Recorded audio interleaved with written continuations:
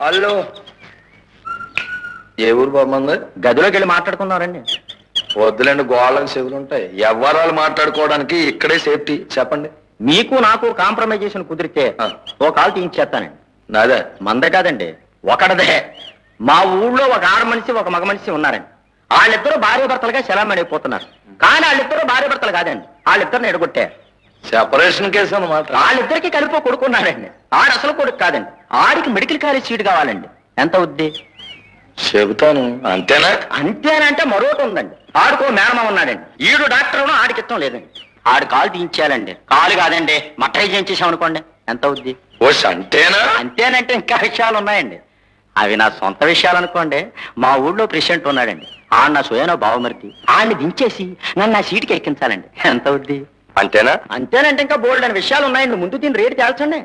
సెపరేషన్కి ఎంత అవుద్ది? కాలేజ్